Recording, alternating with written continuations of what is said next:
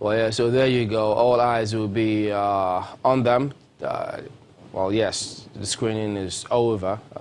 Confirmation, yeah. So many are looking to see what is going to happen today. But we'll be looking ahead. There are lots of expectations on the part of Nigerians concerning how they expect the ministers. What's that word we always use? Hit the ground running. Yeah, we like to just to use that a lot in this country. But you know, the 23rd of July. So let's take a look at some of those stats now. That's when you had the much awaited list sent to the Senate. And by the way, that's 55 days after the swearing in of the president. On May 29. On May 29. So, and then they had that confirmation here between the 21st up until the 30th.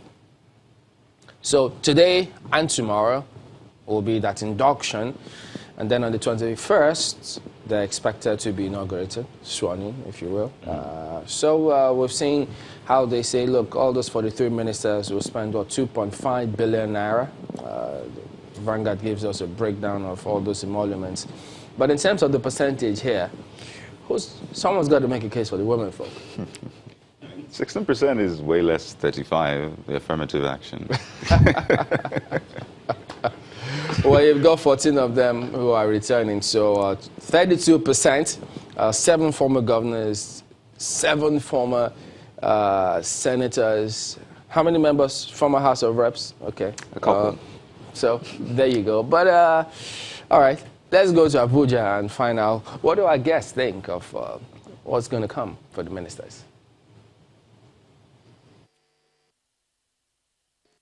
It's a good question to ask, Chamberlain, and I'm sure that they're more than capable to answer those questions. We have with us in the studio Muazu Mugege, who's a member of the 2019 presidential, and we also have Professor Dimeji Fabi, who's a member of the. Thank you.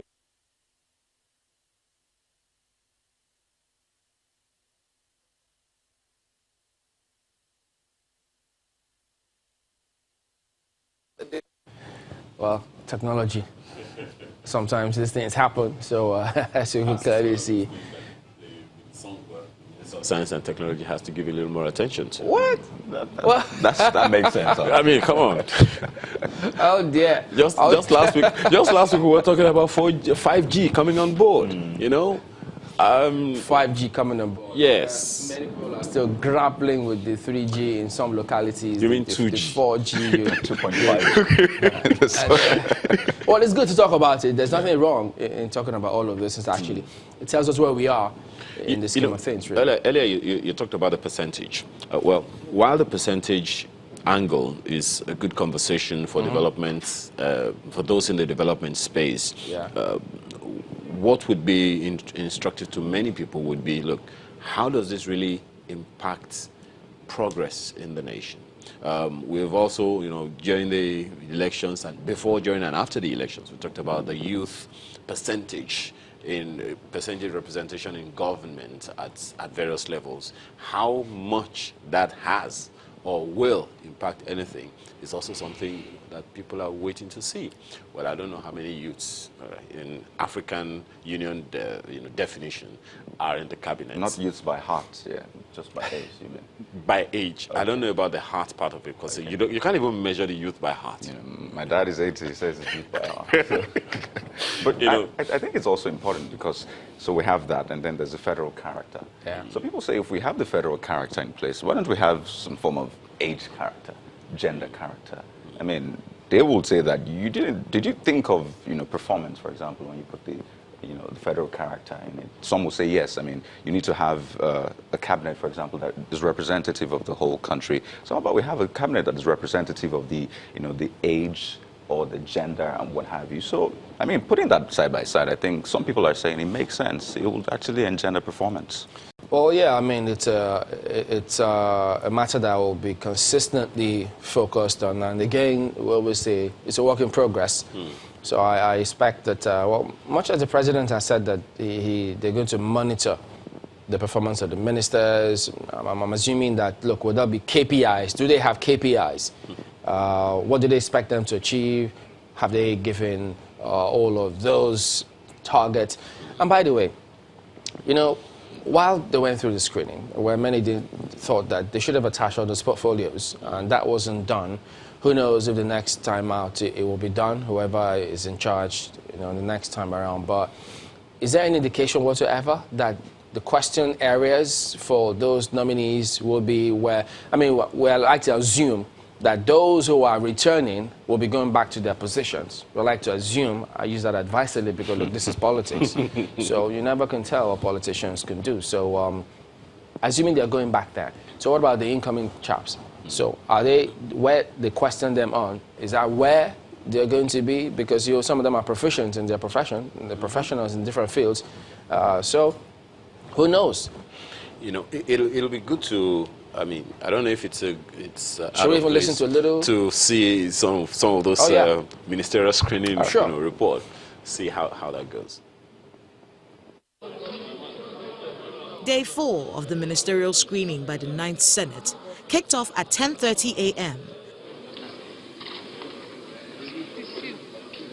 with the screening of the former Minister of Power, Works and Housing, Babatunde Fashola, who, after highlighting the successes recorded during his tenure as minister, we set out to achieve initially incremental power with a midterm goal of steady power and ultimately uninterrupted power.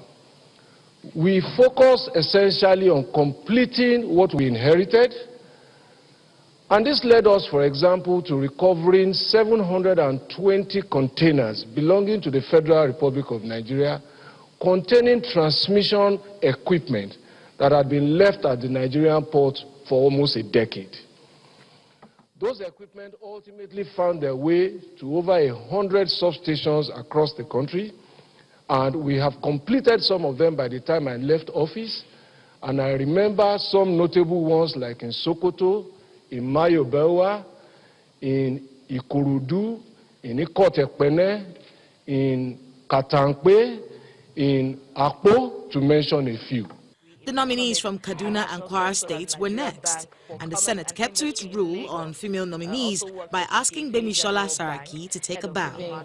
To those questions. The Senate then went on a 1-hour break to reconvene at 2 p.m. with the screening of the former governor of Osun State, Rauf Aregbesola, who...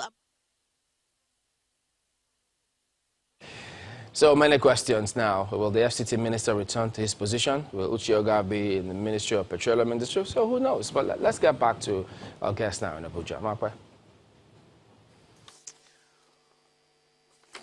Well, we did tell you about the weather here. It's not smiling at all. It's really dark. If you're at home and you don't have to go out, please don't go out today. But our guests are here. They have made it here. And gentlemen, I think we owe you a cup of tea at least. Thank you. Muazu Magaji is here. He's a member of the 2019 APC Presidential Campaign Council. Oladimeji Fabi is also here as a member of the PDP. And we're just saying that it's taken the president this long to appoint his ministers. August 21 is when they will be inaugurated. It's just 8 days shy of August 29, which would have made it exactly 3 months. But now that they have, well, they are finally going to be sworn in. We're still not sure who belongs in what portfolio yet.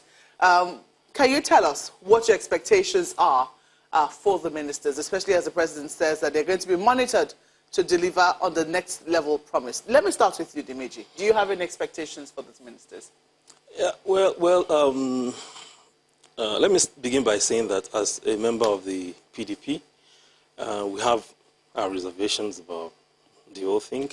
You recall that, one, the time it has taken to, produce the nominees through the screening, the manner in which the screenings took place, Nigerians have a lot of reservation about that, and that is still standing. But notwithstanding, we want to wish them well, because they are still there now, even though my party is challenging the outcome of the elections. And then for me to be here, I'm not going to start stating an agenda, because the agendas are already there.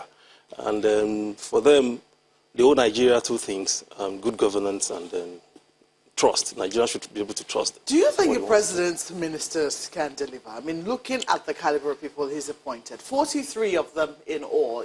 There are criticisms here and there about the fact that women were not enough on that cabinet. Just it wasn't that 7 is the lucky number. You have 7 women, 7 senators, 7 former governors. You know, we don't know what's up with the president and the number 7. But do you think, looking at the caliber of people appointed, the screening which happened on the floor of the Senate, I think a lot of Nigerians followed that. Do you have faith in them to deliver?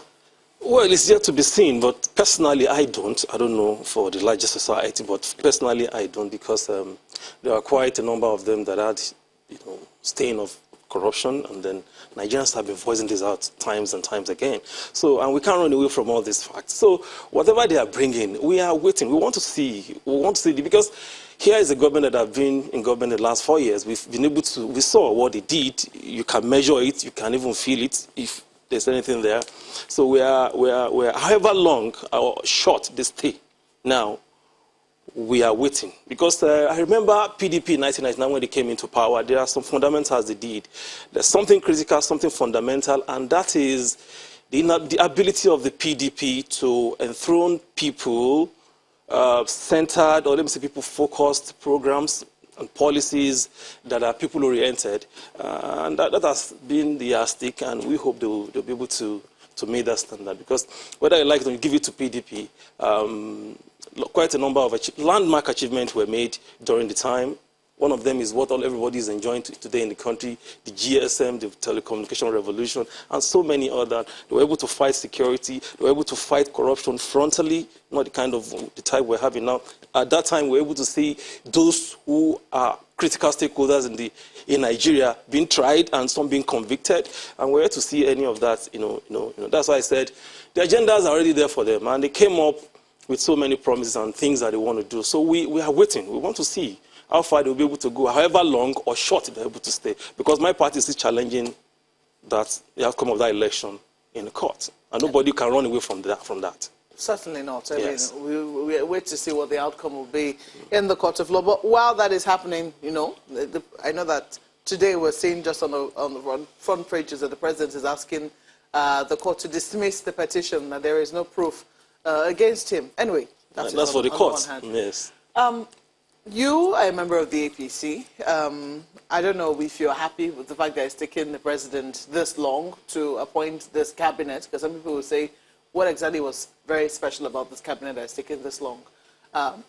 Maybe you have a word or two on that, and whether or not you have faith in these people to deliver. Thank you very much. First of all, we need to look at the person that got the mandate of the country and the personality of the person. That's Mr. President. Democracy is our choice. Nigerians have chosen a candidate, and the candidate is a total person. He has his style.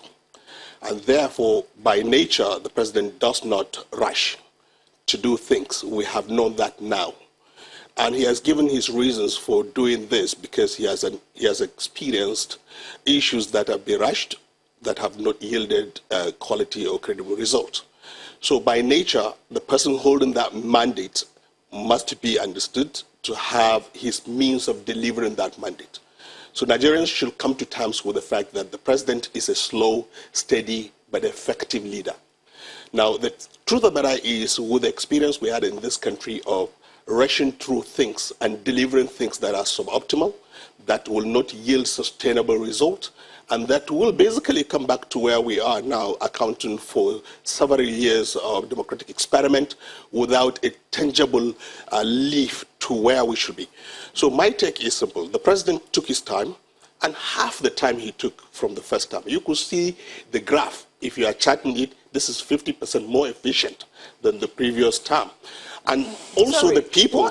Sorry to interrupt you. I mean, yesterday the president has a style, and of course he's laughed about the fact that people call him Baba Go Slow. Yes. He also admitted that. But the question is, does this style work for us? And should the style be applied in things as, some people will say, as routine, as appointing your cabinet?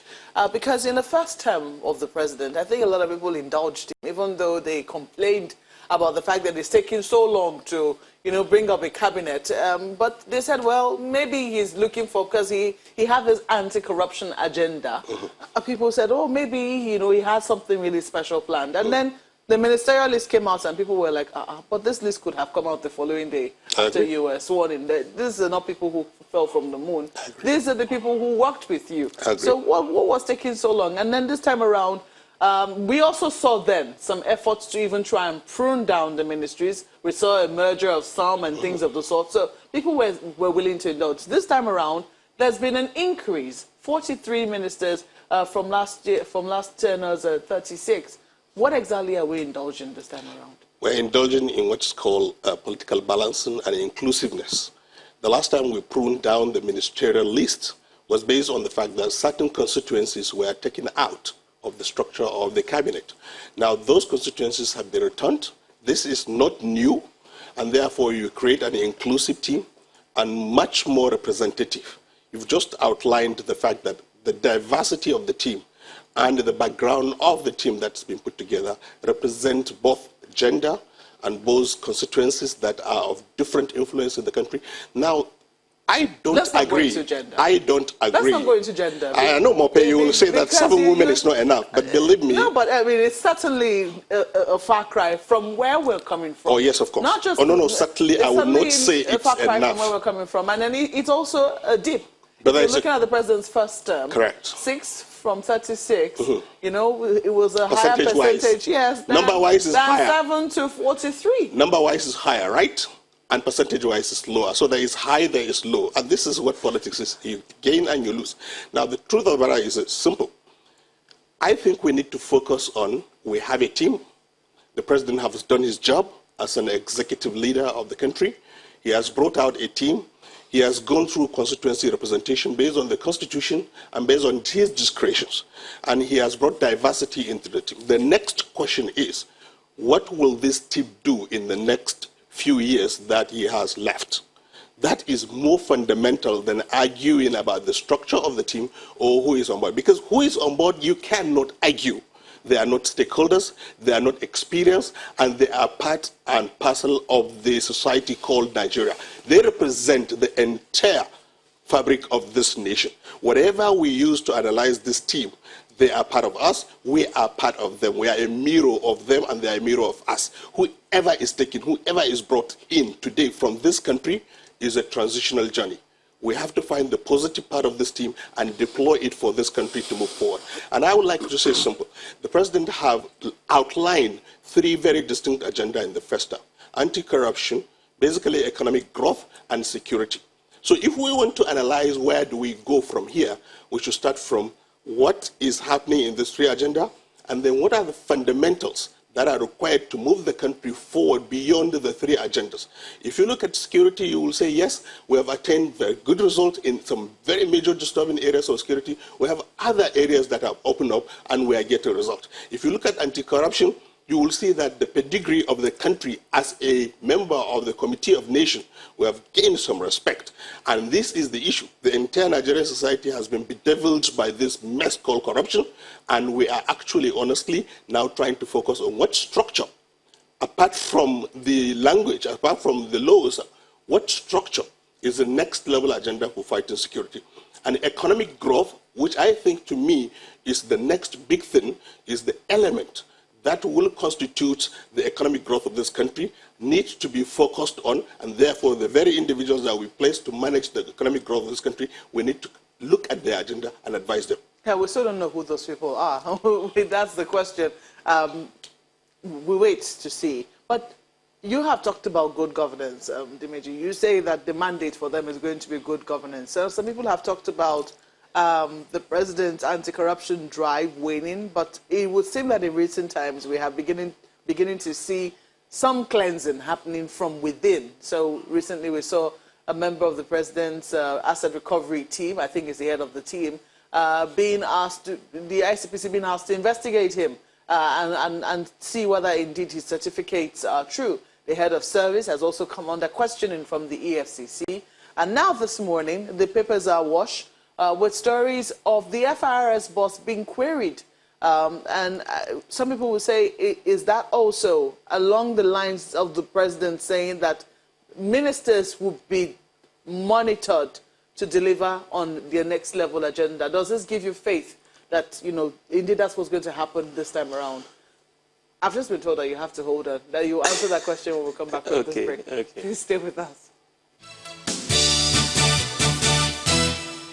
Well, yes, we still have with us Muazu Magaji, who's a member of the 2019 APC Presidential Campaign Council, and Oladimeji Fabi, a member of the PDP here. And just before we went on that break, we were asking Mr. Fabi if he actually thinks that there is a new bite with the stories we have been seeing in the headlines over the president's new anti-corruption drive, that indeed these ministers will be monitored as they're sworn in on the 21st. That's a Wednesday of this month. Just, you know, what are your thoughts? See, Mark, well, first and foremost, as a leader or as a president or as a governor and or any chief executive for that matter, you must, it's just not for you, it's not enough for you to just bring people to come and help you achieve that agenda or the mandate you want. But one thing is very fundamental, and that is how many of these people share in your vision. And I put it to the government, to the president himself, how many of these new ministers that are coming in sharing this, because it's very critical. If they don't share in your vision, it's a problem. I've had an opportunity to ask a former president in this country and said, you telling us you want to transform, you want to reform, how many of these your people shared, how many of these your aides, the ministers share in your vision? And he said, maybe one person, you can see. So I'm putting it to them, how many of them shared that? That is number one criteria for failure. If the moment you cannot establish that, there's a problem, and it's so fundamental. Secondly, I'm not going to agree with this government that the anti-corruption fight is winning. How?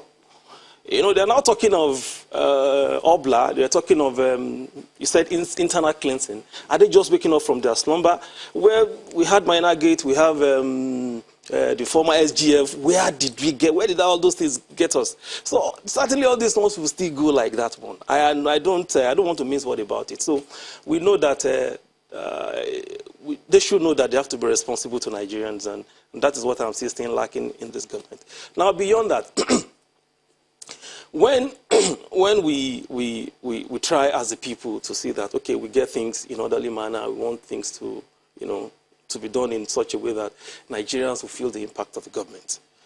I have not seen so much seriousness. Mr. President is just one person. VP is just another person. Quite a number of people in their thousands are going to be part of this drive. So, and my worry is that the way we keep going in this country thinking that, okay, Mr. President, just like my brother said, is a slow, steady. Nigeria has gone beyond that. Nigeria is a desperate nation. And I can defend this anywhere, anywhere in the world, because you just don't come, because you need to really gauge the mood of your people and know what they need and exactly meet them at those points of needs, which I have not seen. The character, the content of all the things that are coming out does not suggest that we are having that upward movement. See, my friend will tell me that change is inevitable, and growth, of course, is optional. So if you want to grow, it's there for us to grow. So, but that change must come. And so you're not confident that you can see that growth to this cabinet? No, how do you defend that? How do you tell the people who do not have hope that indeed that this is the moment of change that they're waiting for, that moment has come? I will say that fundamentally, again, the purpose to which this government was voted into power is to bring stability and bring sanity and reduce impunity. And therefore, yes, there are structures and staircase for growth, but the first thing is you need to fix the road. And I can see clearly, like you have outlined, that there are fundamental issues that have been addressed internally and externally. And going forward in the next phase of the government, which is the second term, the anti-corruption crusade is been given a teeth. AMCON has been adjusted to look at asset registry. And EFCC, ICPC, and other anti-corruption agencies have been empowered to work together to come up with a tangible means of consequence management such that impunity will not be an acronym for this country. And therefore, it is understandable young people like us would like to take a sprint. But I would like to say that we need to steady the country. We need to basically fix the reputation of the country. We also need to arrest impunity and then put the foundation upon which the growth will take place. However, you also need to understand economic direction of this country is changing. One principle and very important objective of this administration is self-reliance, looking inward. And we're doing all of that within the agricultural value chain, and we're doing all of that within the manufacturing sector. But the fundamental support mechanism of economic growth need to be in place in this second phase of this administration. And if you look at the agreement between federal government and Siemens, it's a fundamental decision that is taken to ensure that power, which constitutes a major aspect of economic growth, is addressed. Transport infrastructure is major. Manpower and capability of the nation as a nation is also very important. So there is a learning from the first term. And this is why democracy is important, that the first term, you look at what did you say you want to do and which direction are you heading to. What is required now is to get this ministerial cabinet to have an accelerated sense of urgency, knowing that there are only 3 years left, and therefore, whatever they met as a learning, they should build on it. Individuals should not come with their own agenda and turn their ministry into presidency, where they are the ones who decide what agenda they will work on. They should key in. I'm very happy today there is a retreat, and in that retreat there will be a shared objective of the president on where he wants to take the country to, and therefore each minister will get some form of booklets and material that will guide his activities in the ministry that will conform with the common objective of the destiny of this country under Mr. President. Well, we'll see how that will pan out. I mean, I think at the end of the day, they say the taste of the pudding is in the eating. They'll be inaugurated on the 21st of August, and then we hope that they get to work immediately. And I think then we can make up our minds for ourselves whether or not they can actually deliver on the president's next level agenda. But gentlemen, we have to thank you both for coming on Sunrise Daily. Muazu Magaji is a member of the 2019 APC Presidential Campaign Council. Thank you for coming. Thank you. And Oladimeji Fabi is a member of the People's Democratic Party. Thank you for coming as well.